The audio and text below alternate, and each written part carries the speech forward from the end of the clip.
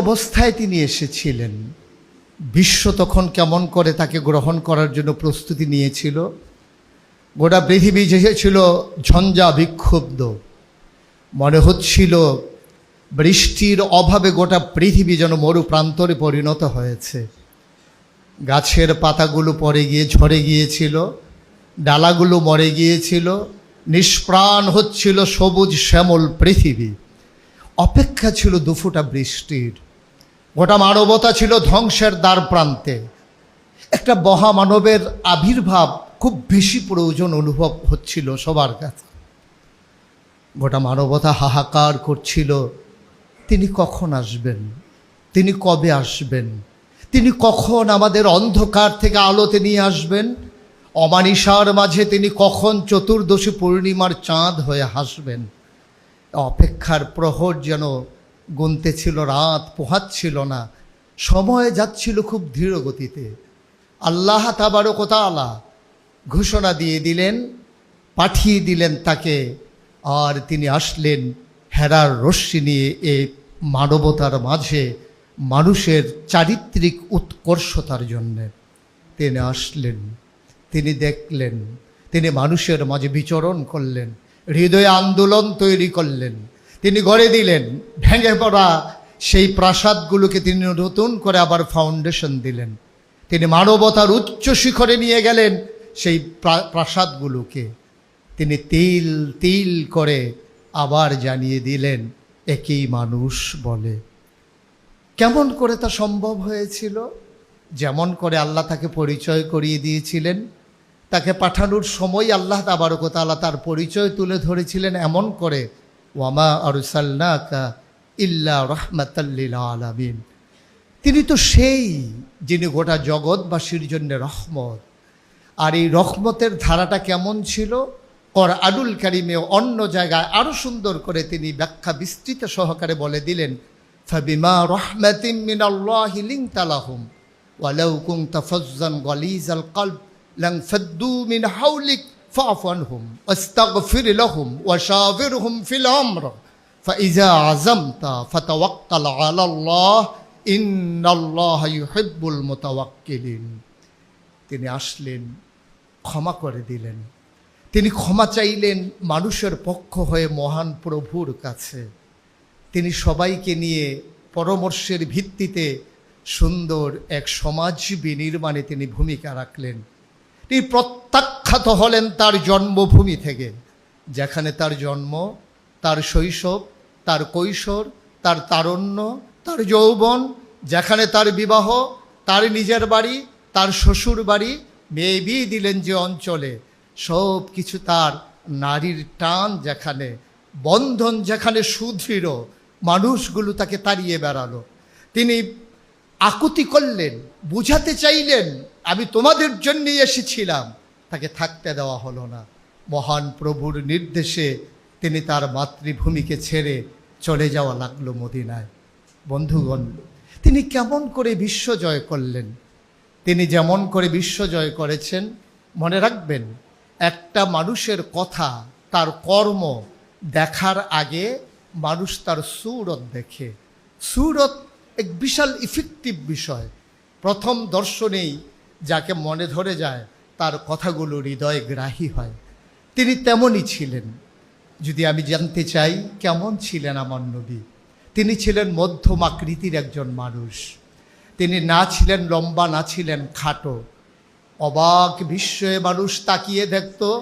লক্ষ মানুষের মাঝে তিনি যখন দাঁড়াতেন, হাজার হাজার লম্বা মানুষের মাঝেও এই মাঝারি আকৃতির মানুষটি যখন দাঁড়াতেন, অবাক বিস্ময়ে মানুষ তাকিয়ে দেখত।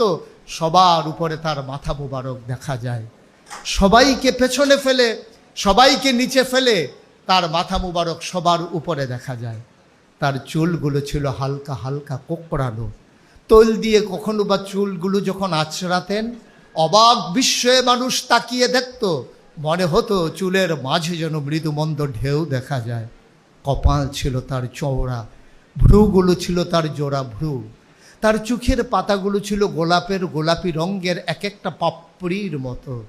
কখনো বা যখন তিনি চোখের পলক ফেলতেন, অবাক বিস্ময়ে মানুষ তাকিয়ে দেখত, মনে হতো মৃদুমন্দ বাতাসে ফুটন্ত গোলাপের এক একটা পাপড়ি যেন দোল খাচ্ছে। তার চোখের সাদা অংশ ছিল রক্তিমাভ সাদা, কালো অংশ ছিল তার কৃষ্ণ কালো।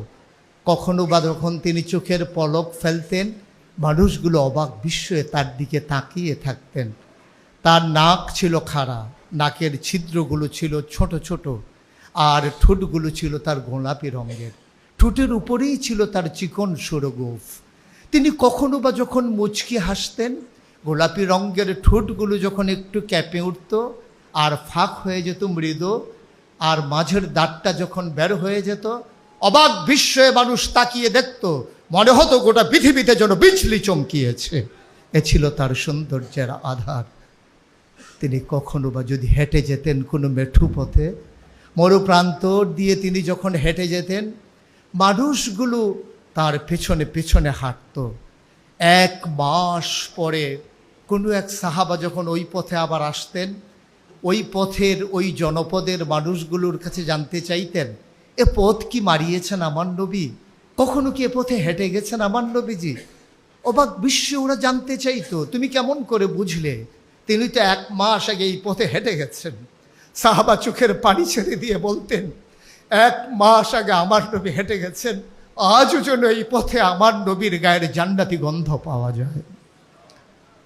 এ নবী যখন প্রচণ্ড রোদের মাঝে খরতাপে ঘেমে যেতেন, কপালে যখন মুক্তার দানার মতো ঘামগুলো জমে যেত, আস্তে করে তিনি তার বিবিদের ঘরে, আমাদের মায়েদের ঘরে যখন যেতেন, মায়েরা তাকিয়ে দেখতেন কপালের মাঝে মুক্তোর দানার মতো ঘাম জমে আছে, যেন সোনার মাঝে সোহাগা।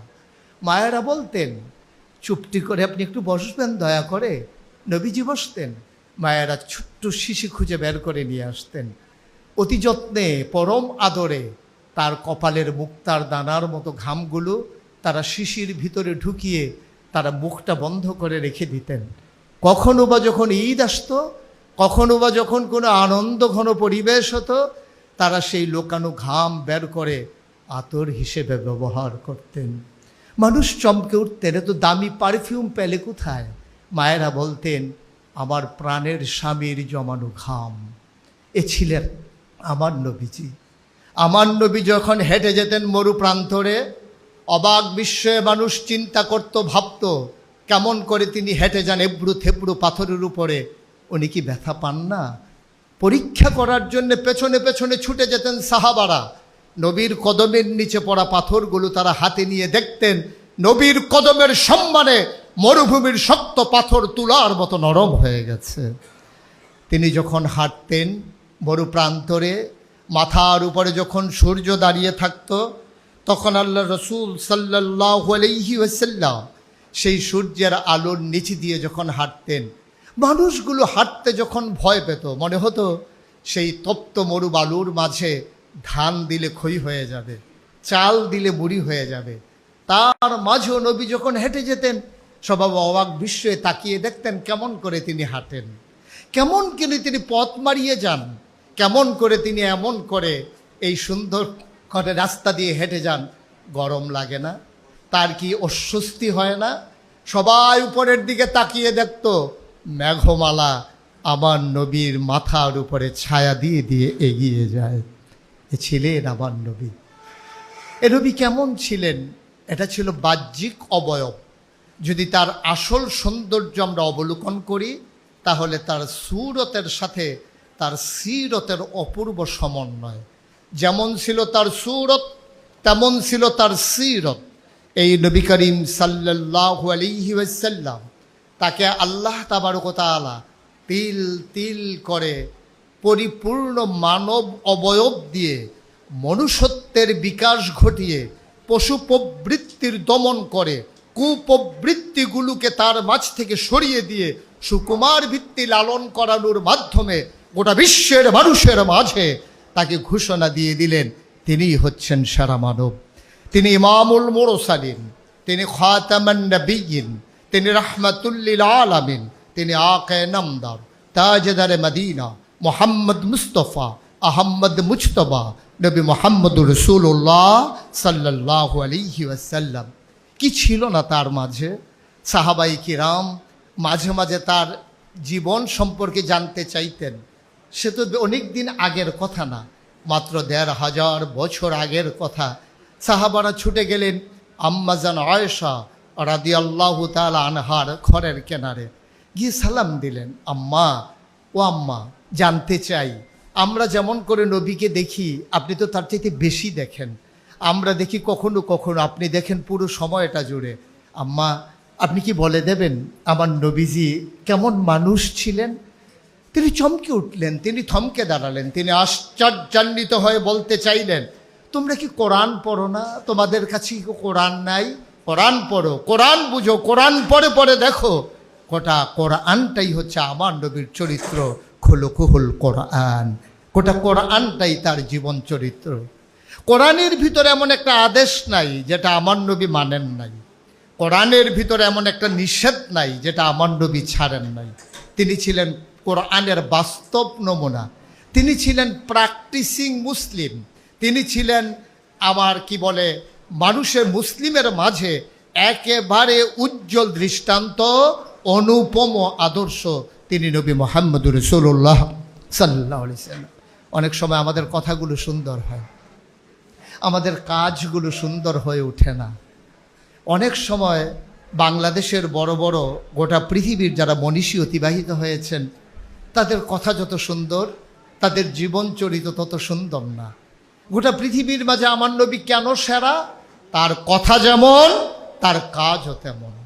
নবীর জীবন থেকে যদি আমরা এভাবে নেই যে উনি যেমন করে কথা বলেছিলেন, প্রতিটি জীবন তার বাস্তবায়িত করে দিয়েছিলেন তার জীবনের মাধ্যমে। আসুন আমরাও সবাই মিলে ওইভাবে নিজেদের জীবনকে সাজিয়ে নেই, রাঙিয়ে নেই, যেমন করে আল্লাহ তাবারক ওয়া তাআলা তার বান্দাদেরকে দেখতে চান। তিনি ছিলেন অনুপম আদর্শ, তিনি ছিলেন মডেল, তিনি ছিলেন উসওয়াতুন হাসানা, তিনি ছিলেন আইডল। লাকাদ কানা লাকুম ফি রাসূলিল্লাহি উসওয়াতুন হাসানা, তিনি ছিলেন আমাদের জন্য অনুপম আদর্শ। কোন দিক দিয়ে আপনি সেরা হতে চান? আপনি সেরা সন্তান হতে চান? তাহলে নবীজি কেমন করে তার মায়ের সাথে আচরণ করেছিলেন আপনি সে অংশটুকুন পড়ে নেন। তিনি ছোট্টবেলা 6 বছর বয়সে মা হারিয়েছেন, কিন্তু তিনি দীর্ঘ সময় ধরে তার দুধমা হালিমাকে পেয়েছেন। দুধমা হালিমার সাথে নবী যেমন আচরণ করেছেন, আপনি জন্ম দেয়া মায়ের সাথে যদি তেমন আচরণ করেন, গোটা পৃথিবীর মানুষ বলবে এ মানুষটা পৃথিবীর সেরা সন্তান। আপনি সেরা বাবা হতে চান? তাহলে আল্লাহ রসুল সাল্লাল্লাহু আলাইহি ওয়াসাল্লাম জয়নব, রুকেয়া, উম্মে কুলসুম, ফাতেমা রাদিয়াল্লাহু তাআলা আনহুন্না, তাদের সাথে যেমন ব্যবহার করেছিলেন, আপনিও আপনার কন্যা সন্তানের সাথে তেমন ব্যবহার করেন, আপনি হয়ে যাবেন গোটা পৃথিবীর সেরা বাবা। যেদিন আমাদের আম্মা খাদিজা রাদিয়াল্লাহু তাআলা আনহাকে হারিয়ে ফেললেন, বিবি ফাতেমা রাদিয়াল্লাহু তাআলা আনহা অঝুরে কাঁদছিলেন। আল্লাহ রসুল সাল্লাল্লাহু আলাইহি ওয়াসাল্লাম তাকে জড়িয়ে ধরে বলেছিলেন, তিনি বলেছিলেন, বাবা, মা তো দুনিয়াতে নাই। কে বলেছে মা নাই? আমি তোমার বাবা, আমি তোমার মা। বিশ্বনবী, মানবতার নবী, গোটা বিশ্বকে রাঙ্গানোর জন্য যার স্বপ্ন, তিনি যখন ঘরে যেতেন ছোট্ট মেয়েকে কাছে টেনে তিনি গোসল করিয়ে দিতেন, চুলগুলো আছড়িয়ে লাল ফিতা বেঁধে দিতেন তার চুলের মাঝে, পায়ের উপরে বালিশ রেখে তাকে দুল পাড়িয়ে পাড়িয়ে ঘুম পাড়াতেন। পরবর্তীতে আম্মাজান আয়েশা বলেন, নবীর কন্যাদের মাঝে ফাতেমার মতো হুবহু নবীর চরিত্রে চরিত্রবান, নবীর মতো দেখতে শুনতে কাজে কর্মে ফাতেমার মতো আমরা আর কাউকে পাই নাই। হবে নিবা না কেন? ফাতেমা যেমন করে নবীর হৃদয়ের উষ্ণতা পেয়েছেন, তার হৃদয়ের ছোঁয়া পেয়েছেন, তার হৃদয়ের ভালোবাসা পেয়েছেন, পায়ের দোলের ঘুম পাড়ানি পেয়েছেন, যেমন করে আদর করে চুল আচরণ পেয়েছেন, যেমন করে তিল তিল করে ফাতেমাকে গড়ে তুলেছেন নবী একান্তে, এমন করে অন্য মেয়েদেরকে সময় দিতে পারেননি বলেই ফাতেমা আর নবী যেন হুবহু ছিলেন। রেজাল্টটা কী দাঁড়ালো? ফলাফল কি আসলো? কোথাও যখন নবী যেতেন, সবার থেকে বিদায় নিয়ে সবার শেষে বিদায় নিতেন ফাতেমার কাছে। আবার কোথাও থেকে যখন আসতেন, সবার আগে ফাতেমার সাথে দেখা করতেন, বিরতিটা খুব কম সময় নিতেন। সবার শেষে ফাতেমা, আবার সবার আগে ফাতেমা। সবাই আবদার করতো, বাবা আমার জন্য কি এনেছেন? ফাতেমা চুপটি করে দাঁড়িয়ে থাকতেন, কখনো বলতেন না বাবা এই লাগবে সেই লাগবে। কারণ তিনি যে নবীজির মতো করেই গড়ে উঠেছেন। দুনিয়ার চাওয়া পাওয়া হিসেব মিলানের জন্য যেমন নবী আসেন নাই,